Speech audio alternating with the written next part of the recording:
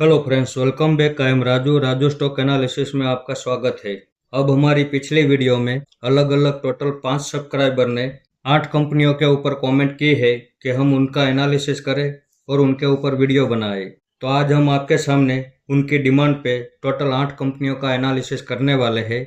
लेकिन उन 8 कंपनियों का एनालिसिस करें उससे पहले हम आपको एक और अपडेट देना चाहेंगे कि हमने 3 महीने पहले रिलायंस इंफ्रास्ट्रक्चर लिमिटेड के ऊपर एक वीडियो बनाया था। तब उसका भाव 290 चल रहा था और वहां पे हमने पहली एंट्री ली थी। उसके बाद 240 पे हमारा दूसरा सपोर्ट था, वहां पे हमने दूसरी एवरेज कर ली। उसके बाद हमारा तीसरा सपोर्ट 200 रुपये के पास था, हमने वहां पे तीसरी एवरेज की और उसने हमारे तीसरे सपोर्ट को भी ब्रेक डाउन करके अभी 150 रुपये के पास ट्रेड कर रहा है। तो आज हमने इसमें यहाँ 150 के भाव में और ज़्यादा एवरेज कर ली है, जिसकी स्क्रीनशॉट आप देख सकते हैं। तो जिस तरह से ये गिरावट कर रहा है, तो उस गिरावट में हम बिना डरे हर सपोर्ट पे एवरेज कर रहे हैं।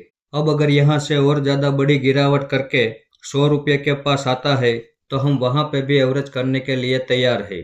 तो ये जितनी गिरावट करना चाहे करने दो, इसकी हर गिरावट का फायदा उठाने के लिए हम तैयार है, क्योंकि इसके फंडामेंटल अच्छे हैं और अच्छे फंडामेंटल वाली कंपनियां अगर बहुत बड़ी गिरावट करती है तो ये हमारे लिए एक अपॉर्चुनिटी होती है और इस अपॉर्चुनिटी को हम छोड़ना नहीं चाहेंगे। हमें इसके चार्ट पैटर्न और इसके फंडामेंटल दोनों के ऊपर पूरा भरोसा है। इसमें आगे चल के हमें अच्छा खासा प्रॉफिट मिलने वाला है, तो इस कंपनी के ऊपर हम भरोसा कर सकते हैं। तो आइए एक एक करके हम बाकी की 8 कंपनियों का एनालिसिस भी कर लेते हैं, जिसमें सबसे पहला नाम है फाइनोटेक्स केमिकल लिमिटेड। इसका शॉर्ट नेम है FCL। अब इसका वीडियो हमने 6 महीने पहले बनाया था, तब इसका भाव 235 चल रहा था और वैसे देखा जाए तो ये अभी भी उसी भाव के पास ही चल रहा है। फर्क सिर्फ इतना है कि तब वो स्प्लिट नहीं हुआ था और अभी पिछले महीने ये शेयर 1 से 10 शेयर में स्प्लिट हो चुका है। अब इसमें हमारा दूसरा सपोर्ट 18 रुपये के पास है, तीसरा सपोर्ट 12 रुपये के पास है और चौथा सपोर्ट 6 रुपये के पास है।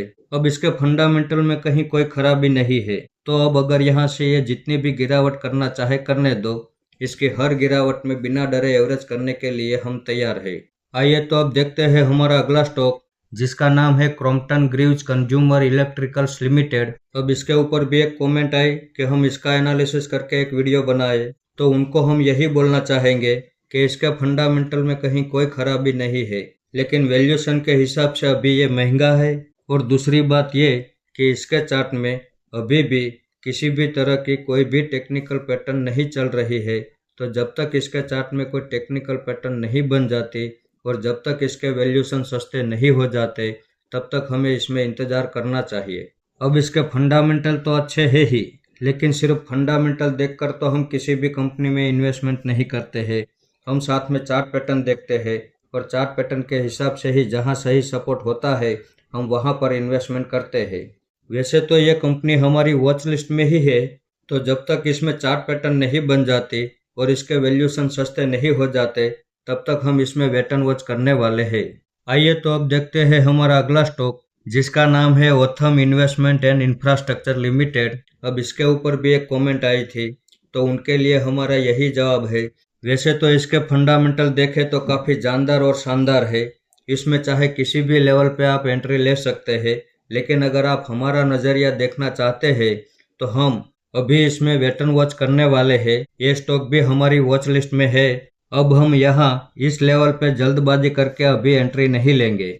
हम थोड़ी और गिरावट होने का इंतजार कर रहे हैं और वैसे भी अभी ये चार्ट में नया है, तो इसके चार्ट में भी अभी कोई टेक्निकल पैटर्न नज़र नहीं आ रही है। तो या तो इसमें गिरावट होने दो या फिर इसके चार्ट में कोई टेक्निकल पैटर्न बनने दो, उसके बाद ही हम इसमें इन्वेस्टमेंट करेंगे और इसका डिटेल से वीडियो बना के आपके सामने आ जाएंगे। आइए तो अब देखते हैं हमारा अगला स्टॉक, जिसका नाम है रोटो पंप्स लिमिटेड। अब इसके ऊपर भी एक कमेंट आई कि इस शेयर को हम कब बाय करेंगे, तो उस सब्सक्राइबर को हम यही बोलना चाहेंगे कि इसके फंडामेंटल तो अच्छे हैं ही, लेकिन चार्ट में अभी ये नया है और इसके चार्ट में भी कोई टेक्निकल पैटर्न नहीं चल रही है। अब ये शेयर भी हमारी वॉच लिस्ट में है, लेकिन इसके अंदर भी हम चार्ट पैटर्न बनने का इंतजार कर रहे हैं। तो जिस दिन इसके अंदर चार्ट पैटर्न बनती हुई हमें नज़र आएगी, उस दिन हम इसमें भी इन्वेस्टमेंट करेंगे और इसका डिटेल से वीडियो बना के आपके सामने आ जाएंगे। आइए तो अब देखते हैं हमारा अगला स्टॉक, जिसका नाम है अशोका बिल्डकॉन लिमिटेड। अब इस सब्सक्राइबर ने तो हमें 4 कंपनियों के ऊपर कमेंट कर दी है, तो एक एक करके इन चारों कंपनियों को हम देख लेते हैं। अब 2024 में इसने 319 रुपये का ऑल टाइम हाई बनाया था और वहां से गिरावट करते हुए अभी 177 रुपये के पास ट्रेड कर रहा है। अब इसके चार्ट में जो टेक्निकल पैटर्न चल रही है, उस टेक्निकल पैटर्न के हिसाब से इसमें हमारा जो पहला सपोर्ट निकल कर आ रहा है वो 100 रुपये के पास है। अब ये शेयर भी हमारी वॉच लिस्ट में है, इसके फंडामेंटल भी काफ़ी अच्छे हैं, लेकिन चार्ट पैटर्न के हिसाब से जब तक ये गिरावट करके 100 रुपये के पास नहीं आ जाता तब तक इसमें वेट एंड वॉच करना चाहिए। और जिस दिन ये 100 रुपये के पास आएगा उस दिन हम इसमें एंट्री लेंगे, उसी दिन आपके सामने इसका डिटेल से वीडियो बना के आ जाएंगे। आइए तो अब देख लेते हैं अगला स्टॉक, जिसका नाम है Jindal drilling and industries limited. अब 2007 से लेकर अब तक का चार्ट आप देख सकते हैं। 2008 में इसने 1080 का ऑल टाइम हाई बनाया था और वहां से गिरावट करते हुए 2020 की साल में इसने 40 रुपये के पास लो लगाया था। उसके बाद 40 रुपये के पास उसने बॉटम बनाया और वहां से वो 1000 रुपये तक ऊपर चला गया और अभी ये 570 रुपये के पास ट्रेड कर रहा है। वैसे देखा जाए तो इसके फंडामेंटल तो अच्छे है ही, लेकिन इसके चार्ट में कोई भी टेक्निकल पैटर्न नहीं चल रही है। तो जब तक इसके चार्ट में कोई टेक्निकल पैटर्न बनती हुई नजर नहीं आ जाती तब तक हमें इसमें भी वेट एंड वॉच करना चाहिए। तो जिस दिन इसके चार्ट में कोई टेक्निकल पैटर्न बन जाएगी उस दिन हम इसमें इन्वेस्टमेंट भी करेंगे और इसका डिटेल से वीडियो बना के आपके सामने आ जाएंगे। आइए तो अब देखते हैं हमारा अगला स्टॉक, जिसका नाम है विंट्रॉन इन्फॉर्मेटिक लिमिटेड। अब इसने 2024 में 58 रुपये का ऑल टाइम हाई बनाया था और वहां से गिरावट करते हुए अभी ये 15 रुपये के पास ट्रेड कर रहा है। अब 2004 से लेकर अब तक का चार्ट आप देख सकते हैं। अब इसमें इन्वेस्टमेंट करने के लिए हमने एक सपोर्ट का लेवल ढूंढ के निकाला है और वो सपोर्ट लेवल है 4 रुपया। तो जिस दिन ये गिरावट करके 4 रुपये के पास आएगा उस दिन हम इसमें इन्वेस्टमेंट करेंगे और इसका डिटेल से वीडियो बना के आपके सामने आ जाएंगे। तब तक हम इसमें वेट एंड वॉच करने के लिए तैयार है। आइए तो अब देखते हैं हमारा अगला स्टॉक, जिसका नाम है कोर डिजिटल लिमिटेड। इसका शॉर्ट नेम है KDL। अब ये SME सेगमेंट का शेयर है, तो इसमें लॉट साइज में काम करना पड़ेगा और हम लॉट साइज वाले शेयरों में काम नहीं करते हैं। अब फिर भी अगर आप इसका रिव्यू जानना चाहते हैं तो बात यह है कि अभी ये चार्ट में नया है, इसके चार्ट में किसी भी तरह की कोई भी टेक्निकल पैटर्न नहीं चल रही है, तो अभी इससे दूर ही रहना चाहिए।